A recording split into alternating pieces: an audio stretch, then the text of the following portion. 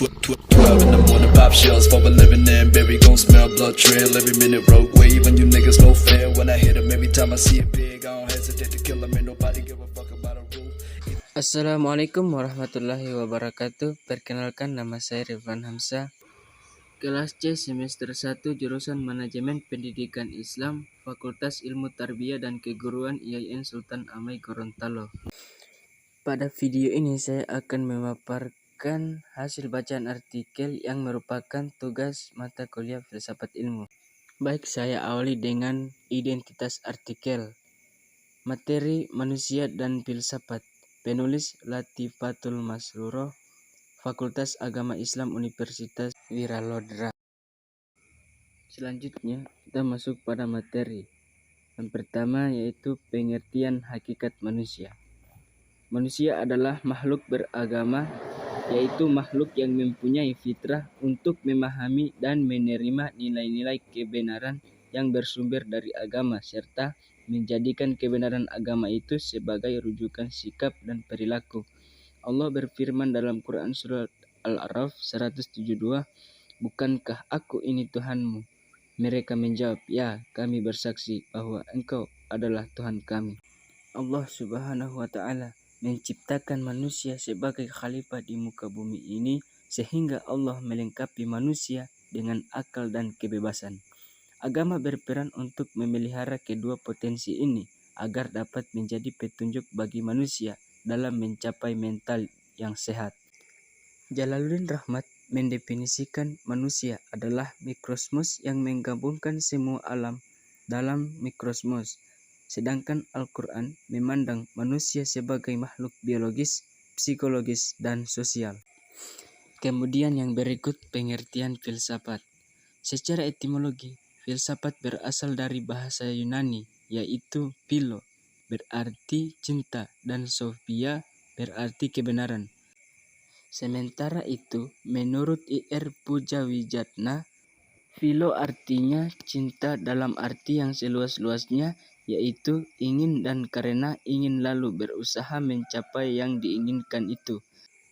Sophia artinya kebijaksanaan, bijaksana artinya pandai atau mengerti dengan mendalam. Jadi, menurut namanya saja, filsafat boleh dimaknakan ingin mengerti dengan mendalam atau cinta kebijaksanaan. Selanjutnya masuk pada ciri-ciri filsafat. Menurut Sudarto, tahun 1996 menyatakan ciri-ciri berpikir filsafat adalah yang pertama, metodis atau menggunakan metode cara yang lazim digunakan oleh filsafat dalam proses berpikir. Yang kedua, sistematis, yaitu berpikir dalam suatu keterkaitan antara unsur-unsur dalam suatu keseluruhan sehingga tersusun suatu pola pemikiran filosofis. Yang ketiga, koheren, yaitu di antara unsur-unsur yang dipikirkan tidak terjadi sesuatu yang bertentangan dan tersusun secara logis. Kemudian yang keempat, regional, mendasarkan pada kondisi berpikir yang benar dan logis atau sesuai dengan kaidah logika. Yang kelima, komprehensif, berpikir tentang sesuatu dari berbagai sudut atau multidimensi. Yang keenam, radikal, yaitu berpikir secara mendalam sampai ke akar-akarnya. Yang terakhir, universal, yaitu muatan kebenaran bersifat universal mengarah pada realita kehidupan manusia secara keseluruhan. Selanjutnya masuk pada penjelasan terakhir tentang manusia dan filsafat. Setiap manusia dengan segala potensi yang dimilikinya mampu untuk berfilsafat. Akan tetapi tidak semua senang dan mau berfilsafat. Karena filsafat individu perlu berangkat dari pertanyaan-pertanyaan sederhana, namun membutuhkan proses berpikir yang mendalam, sistematis, dan universal. Misalnya, pertanyaan siapa aku, dari mana datangnya dunia.